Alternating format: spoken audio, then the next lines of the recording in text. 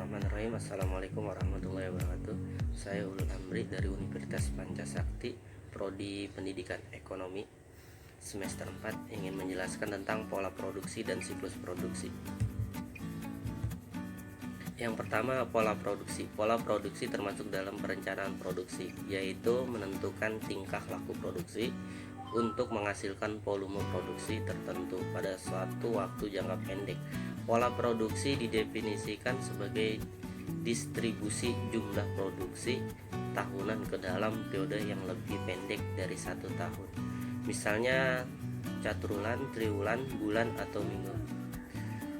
Selanjutnya, jenis pola produksi. Yang pertama, pola produksi konstan, di mana jumlah yang diproduksi setiap periode yang lebih pendek dari 1 tahun selalu sama. Yang kedua, pola produksi bergelombang, di mana jumlah produksi untuk setiap satu waktu yang lebih pendek dari 1 tahun tidak selalu sama. Yang ketiga, pola produksi moderat. Pada prinsipnya merupakan pola produksi bergelombang, namun diusahakan agar gelombang produksi itu tidak terlalu tajam sehingga dapat mendekati konstan.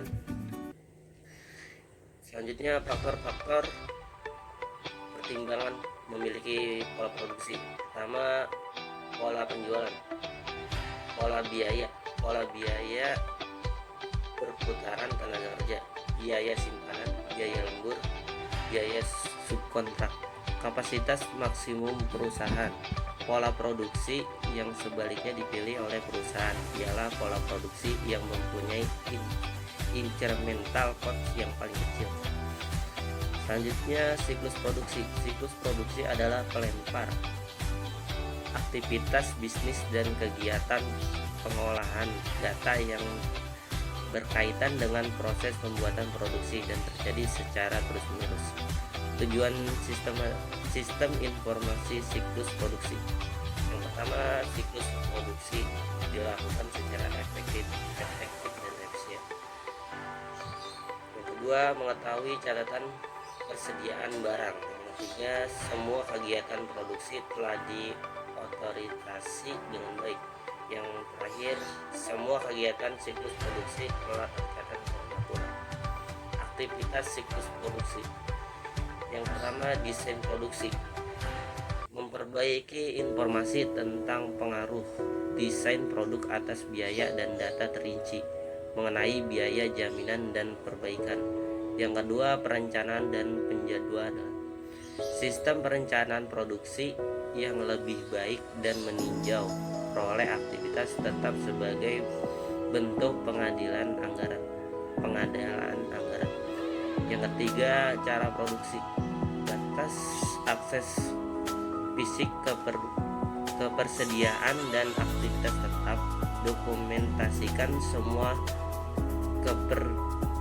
perpindahan tersediaan sepanjang proses produksi. Mengidentifikasi semua aktivitas tetap.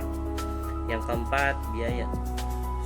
Akuntansi biaya, pengadilan, edit, antri data. Yang kelima, ancaman umum buat cadangan dan perencanaan, pemulihan dari perencanaan dan pelaporan yang lebih baik dan tepat waktu. Dokumen-dokumen yang digunakan dalam sistem informasi siklus produksi. Yang pertama, surat pesanan produksi, daftar kebutuhan produksi, daftar kegiatan produksi, bukti permintaan dan pengeluaran barang dagang, bukti pengambilan barang gudang, kartu jam kerja, laporan produksi selesai, bukti memorial, jurnal voucher, bukti kas, bank keluar. Catatan-catatan akuntansi yang digunakan dalam siklus produksi. Yang pertama, jumlah pemakaian bahan baku, jurnal umum, register bukti kas keluar, kartu harga pokok produk, kartu biaya.